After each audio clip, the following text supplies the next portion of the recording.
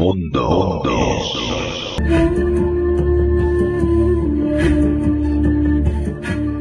Bienvenida, Alba, ¿cómo estamos? Muy buenas noches, mi apreciado Juan Carlos. Un saludo, saludos a ti, a nuestra fiel audiencia y al equipo. Hoy traemos una cuestión de puro misterio, de intriga. De cuadros malditos, por ejemplo. Por ejemplo, estoy ¿No? segura de que a nuestra audiencia le gusta el arte, le gustan las obras, las creaciones. Hoy en concreto nos vamos a detener en la pintura, en los cuadros. Dicen que cuando un pintor realiza un cuadro, deja en él más de lo que quisiera y dota al modelo o la imagen que visualiza de una esencia particular, idealizada, quizá descompensa la balanza hacia lo bueno o hacia lo malo y lo plasma como una caricatura, pero sin ser tal, sin ser tan satérica o burlesca. Esto yo lo aprendí hace muchísimo tiempo cuando leí el libro de El retrato de Dorian Gray y las reflexiones que hace Basila, el artista, cuando se niega a que el cuadro de Dorian sea expuesto, toma todo esto como base. Y mira, siguiendo la línea de este libro, los cuadros también han funcionado o habrían funcionado o funcionarían como portales o como recipientes en los que ahí queda atrapada un alma, un sentimiento, unas circunstancias. Hay algunas cosas a las que le rodean leyendas urbanas, pero otras se han convertido en un auténtico misterio. Los retratos, por ejemplo, eran una forma de inmortalizar a la persona, también se idealizaban. Muchos de nuestros oyentes, creo, conocerán la colección Los niños que lloran, porque, bueno, en España incluso se les dedicó un espacio en Cuarto Milenio, en América Latina en Salfate, online. Todo comenzó, por recordar un poco, con Bruno Amadio, un artista italiano de Venecia y que fue además conocido muy tardíamente. De joven se enroló en el ejército italiano para la Segunda Guerra Mundial y durante esta experiencia vio el sufrimiento de los niños de diversas aldeas y ciudades a causa del conflicto. Y esto que vio sería la inspiración para crear esa serie de pinturas llamadas Los niños llorones o Los niños que lloran. Por lo visto, se ganó el apodo de pintor maldito porque se decía que, muy frustrado con su nula fama como artista, el pintor habría hecho un pacto con el demonio para que sus pinturas alcanzaran fama, celebridad. Y así fue, todos los conocen. Durante la década de los 80, aproximadamente, comenzaron a suceder las tragedias ligadas a estas pinturas, una colección de hasta 27 cuadros, según se sabe. Las primeras fueron publicadas en el diario The Sun, se informó en Reino Unido las primeras desgracias al respecto. En concreto, el 4 de septiembre de 1985, es un titular famosísimo, informaban en The Sun que un bombero de Yorkshire afirmaba que en las casas donde había incendios estaba alguno de estas pinturas de los niños llorones y esas copias se encontraban intactas, mientras que todo lo de alrededor estaba incendiado. Y durante los meses siguientes varios periódicos publicaron artículos sobre incendios. Pero lo peor de todo esto es que Bruno hizo un cuadro tomando como modelo al niño de un orfanato y después regaló el cuadro a dicho orfanato. Y todo fue pasto de las llamas. Todo. Y desgraciadamente, según determina la prensa, murieron todos los niños. Es que a raíz de aquí los rumores se extendieron. Gente que decía que tener un cuadro de esta colección o una copia daba muy mala suerte, que aparecían gusanos detrás de esos cuadros, que el cuadro olía a putrefacción, que lloraban sangre. Salfate, recuerdo que reveló ciertos detalles en torno al misterioso cuadro de ese niño de orfanato, desde eventos inexplicables en el set de grabación hasta testimonios de su audiencia que daban cuenta de supuestos hechos paranormales. Y nos encontramos con esto a día de hoy, que todavía sigue el misterio. Hay otro cuadro maldito que continúa en investigación bajo lupa, doblemente morbosa, que es la de El hombre angustiado. Su historia es como un guión de Hollywood. Bueno, supongo que es otro ejemplo de que la realidad se supera a la ficción. Todo comenzó cuando Sean Robinson, un reconocido director de cine norteamericano, heredó una vieja casa que había pertenecido a su abuela. De niño había pasado algún tiempo allí, siempre le había gustado una pintura que permanecía escondida en el ático y de acuerdo con Robinson, su abuela le había contado que la pintura fue un regalo no deseado de un viejo amigo. Y tras preguntarle en repetidas ocasiones por qué la mantenía oculta, ella accedió a contarle la historia que había llegado a sus oídos cuando la recibió por primera vez. Que no sé dónde le vio lo bonito a este cuadro, y menos de niño. Cualquiera que busque en internet el hombre angustiado, en fin, es espantoso eso. Bueno, mi opinión, claro. Después de contarle esa historia al niño, a Sean, aún le gustó más el cuadro. Resulta que la pintura había sido la última obra de un artista que había enloquecido, que estaba loco, y para realizarla había mezclado este artista su propia sangre con la pintura y la habría usado como óleo. Más adelante se suicidó al poco. Tiene, Alba, cierta afinidad este cuadro que estás mencionando con el grito de Munch. Sí, efectivamente. Me ha llamado mucho la atención porque yo no le conocía y cuando lo he visto, que lo acabo de buscar ahora con el móvil, me ha recordado a El Grito. Fíjate tú, qué curioso. ¿Curioso o premeditado? Vete a Porque, saber, vete a saber de qué época es cada uno. claro, no se sabe. Es que es un cuadro que tiene más de 20 años seguro, pero a partir de ahí la pista se pierde. Ni siquiera se sabe quién es el verdadero autor. Todo queda muy en el aire, todo es muy extraño, pero claro, especulando, divagando un poco con todo este tema, ¿no? Aventurándonos. eh, Quizá el autor se inspiró en El Grito, porque al fin y Creo al cabo, que El Grito es del siglo XIX, ¿no? sí, Me parece recordar. sí, sí, ya te digo que aquí divagando un poco, ¿no? No especulaciones, pero es que, eh, bueno, no será la primera vez que hablamos de cuadros clásicos malditos como la Venus, una Venus que, Mm.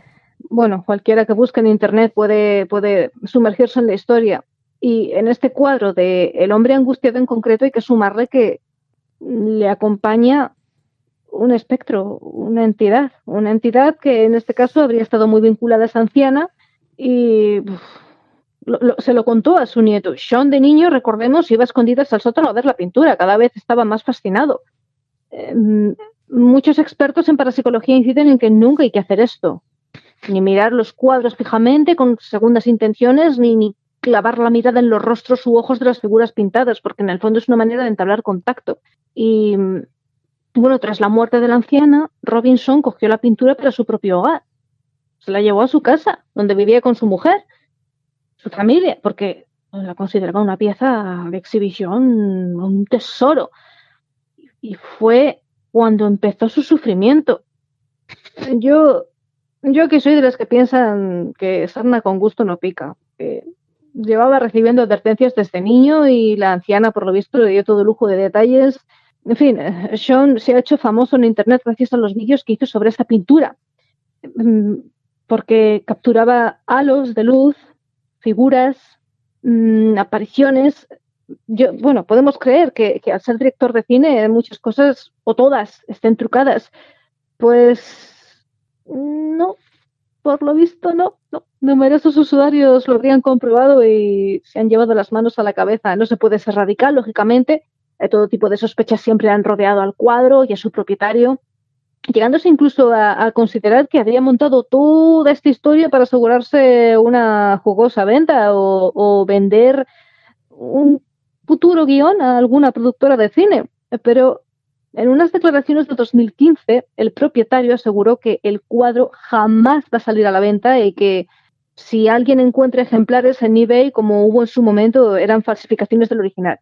El original estaba a buen recaudo y prácticamente bajo llave en manos expertas y que desde luego no iba. Tengo aquí las declaraciones, aquí.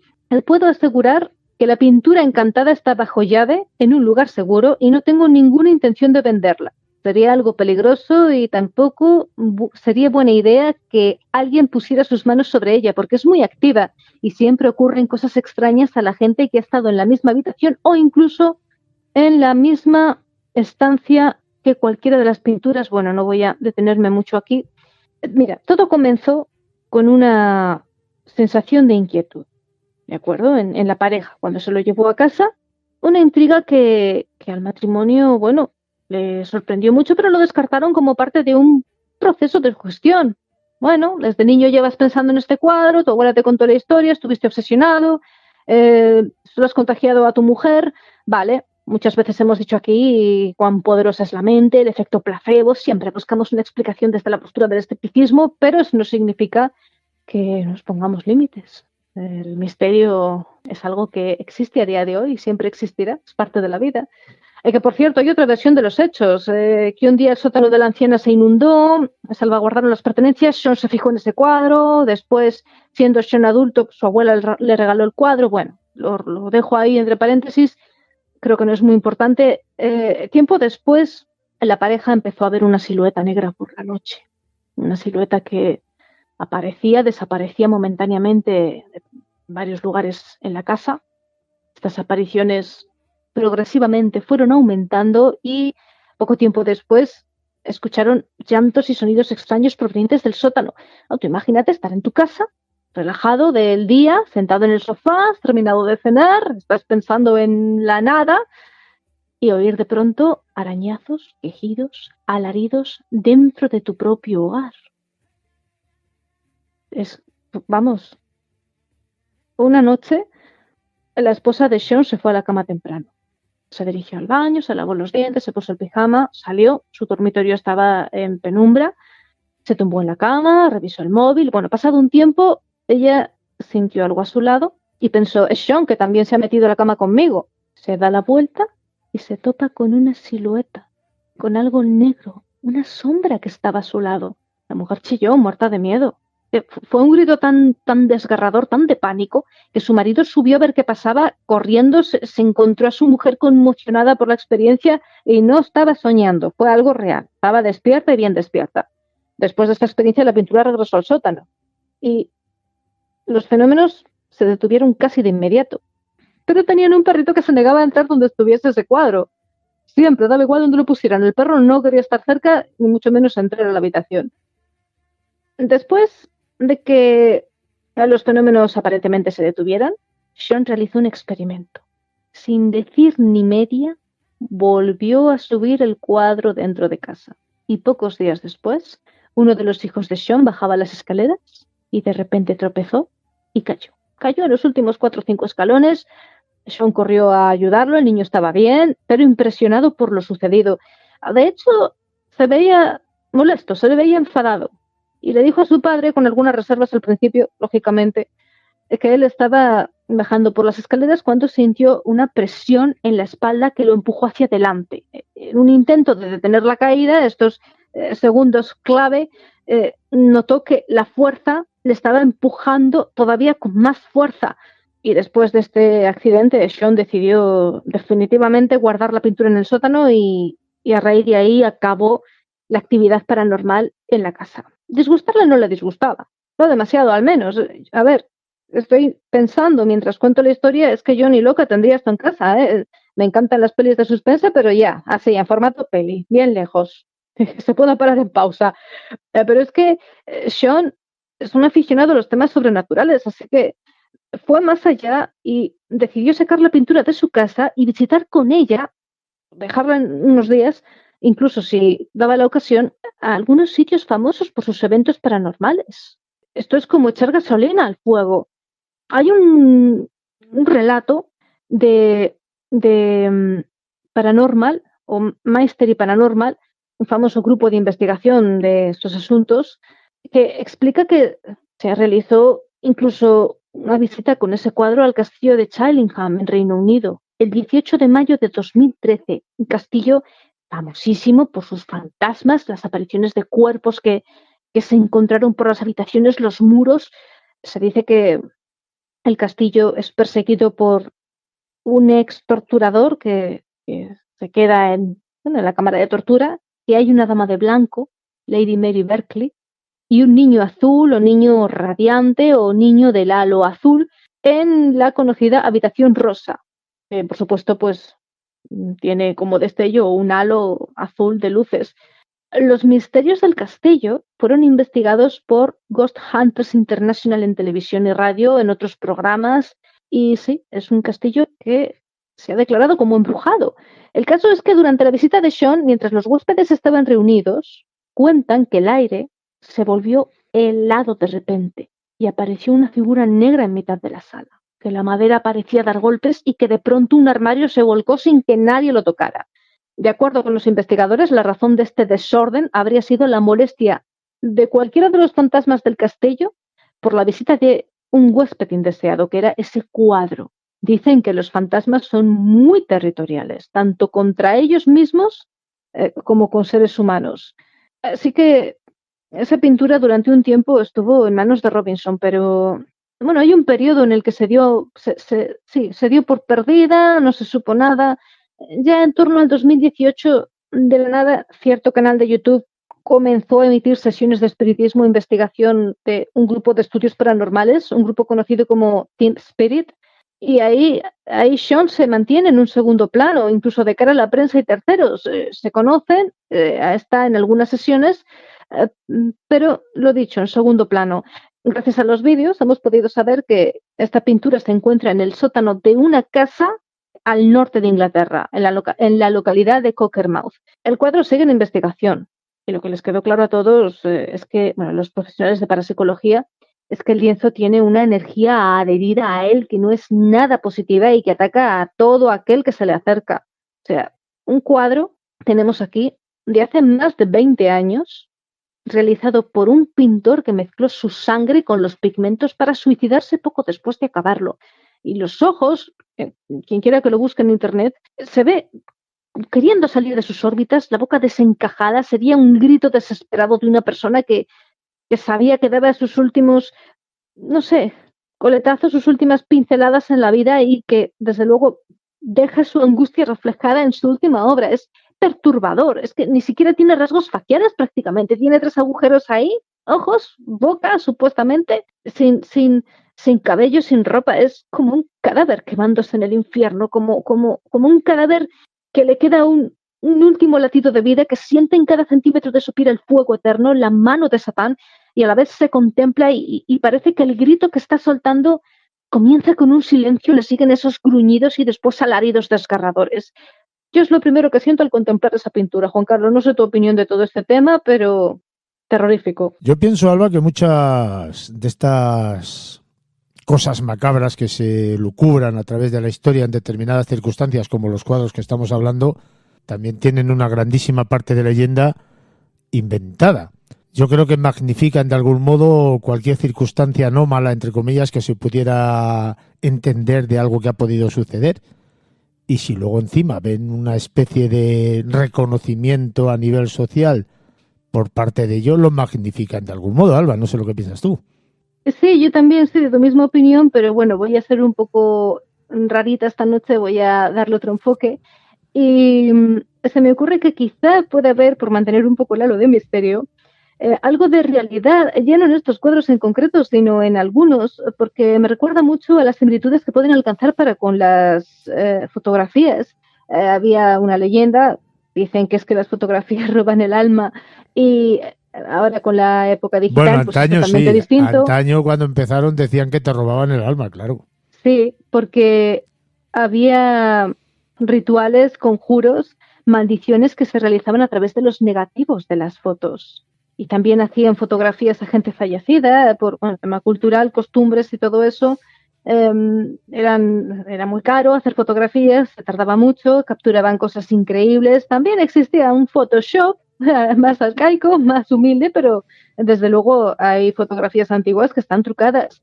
Pero si todo eso puede tener su magia. Hombre, hay cosas, Alba, que todavía hoy en día, a pesar de las décadas que han pasado, no tienen explicación con los adelantos tecnológicos que tenemos. Hay cosas que evidentemente están dentro del misterio, dentro de lo insólito, dentro del enigma, porque no se le da explicación alguna científicamente hablando ni tecnológicamente hablando. Esas historias hay que tener muchísimo cuidado. O sea, no se puede globalizar todo o generalizar todo de un modo como el que he dicho yo hace un momento. Evidentemente hay muchas cosas que no se pueden explicar.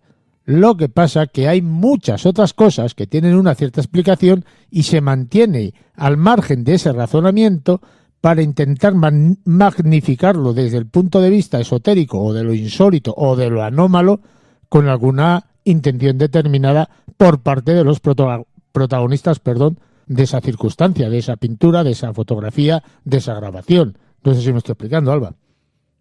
Sí, me viene a la mente también, bueno, me viene a la mente dos cosas. Lo primero, los objetos malditos del expediente Warren y otro montón de circunstancias que se han dado, que se han registrado, que no se ha hecho negocio con ello y bueno, está ahí a modo de curiosidad, gratuito, fácil acceso y demás. Y me viene a la cabeza también el tema de los espejos, porque son aspectos, cuadros, fotografías o vídeo y espejos que algunos expertos mediums en parapsicología y derivados lo consideran parte de un punto de conexión para con el más allá, porque en el fondo se consideraría que somos energía, al igual que las entidades incorpóreas son energías, se comunican con aparatos electromagnéticos. Bueno, hay que también coger con pinzas las psicofonías y todo esto, porque también se puede trucar, pero funcionan como una manera de establecer una toma de contacto, canalizarlo y podría tener cierto sentido, ¿no? Al menos desde ese enfoque del misterio. Dicen que todas las cosas pasan por y para algo. Y nada más misterioso y nada más insólito que la creación y la vida del ser humano en el planeta Tierra. Alba, un fuerte abrazo. Un abrazo enorme. Mundo.